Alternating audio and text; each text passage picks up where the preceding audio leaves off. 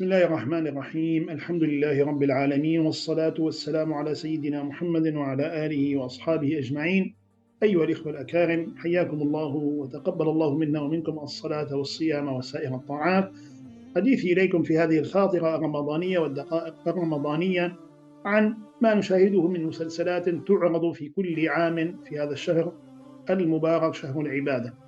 لن أتحدث عن أن هذه المسلسلات تخطف رمضان منا وتخطف مواسم العبادات، وأن الذي يخطط لها ويرتب لها هم أعداء الدين وأعداء الفضيلة، وهم الذين يفسدوا علينا أمور ديننا وأمور عبادتنا. لن أتحدث أن كثير من غير المسلمين هم داخلون في هذه البرامج وفي هذه المؤسسات التي تفسد ولا تصلح. لا أتحدث عن ذلك، سأتحدث عن أمر آخر.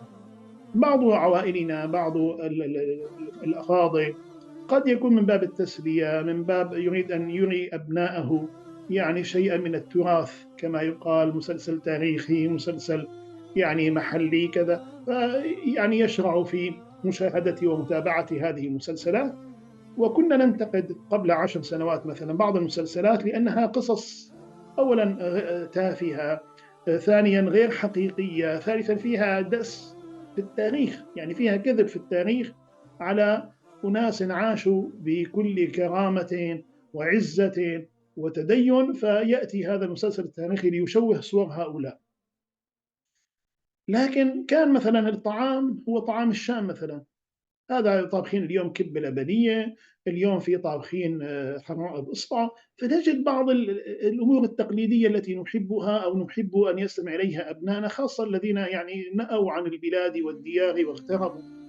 بتلاقي لبس الرجل، لبس المرأة، يعني بعض المسميات التراثية، بعض التقاليد موجودة، بعض الأشكال يعني التي خلينا نقول الديكورات، يعني الأثاث، بعض المناطق كمسميات، كلها مما يعني هو نحبه ونستحضره ونستذكره. هذه حاراتنا ومساجدنا وأسواقنا وأكلاتنا وأثاثنا وأزياؤنا، يعني أشياء نحب أن يراها أبناؤنا، أو يعني خلينا نقول بصيص من الذكريات من خلال هذه المسلسلات.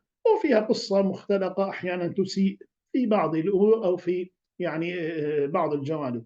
لكن اليوم لا الأزياء هي أزياء الشام، ولا حتى الحوار واللغة هي حوار أو لغة أهل الشام، ولا الأكلات أكلات الشام، ولا الأثاث المستعمل أثاث الشام، ولا المسميات مسميات الشام. وبعد ذلك تنسب أن هذه المسلسلات هي مسلسلات سورية وشامية. أعوذ بالله، افتراء في كل شيء، كذب في كل شيء، انحطاط في كل شيء.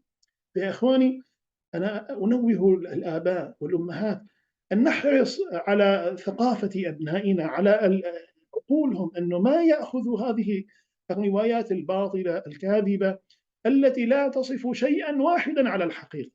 كل ما فيها باطل، العادات كاذبة، القصص مكذوبة، بعض خلينا نقول حبكات الدراما أو حبكات هذه القصص يعني فيها من الانحطاط والإسفاف ما فيها، وأحيانا قلب الموازين وإلصاق التهم ببعض أهل الفضل، وفيها من الإفساد المباشر وغير المباشر ما الله به عليم. فينبغي أن نجنب أنفسنا وأبناءنا وأسرنا وبيوتنا من هذا الإسفاف، وهؤلاء أولى بالمقاطعة من غيرهم، لأنهم يهدمون في ثقافتنا، يهدمون في تاريخنا، ويفسدون، مو قل يفسدون أكثر ما يصلحون، بل يفسدون كل شيء، يفسدون حتى بعض المعاني الذوقية، بعض الآداب المرعية. ما تركوا شيئا يمكن أن يعني أن الإنسان خلينا نقول يفتح يشاهد شيئا من المظاهر الطبيعية، يشاهد شيئا من الفلكلور الشعبي، يشاهد هيك تاريخ أو تراث يستحضر فيه الماضي أو الطفولة. لا، ما تركوا شيئا يمكن أن ينتفع به.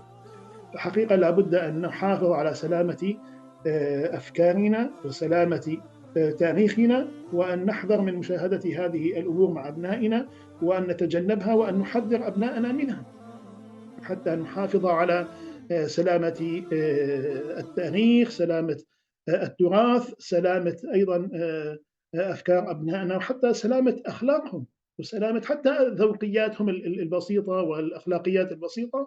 من أن تنكأها هذه البرامج الدنيئة التي يعني يخطط لها من لا يريد بنا خيرا. أكتفي بهذا. دمتم بأمان الله وسلامة وعافية، وتقبل الله منا ومنكم، والسلام عليكم ورحمة الله وبركاته.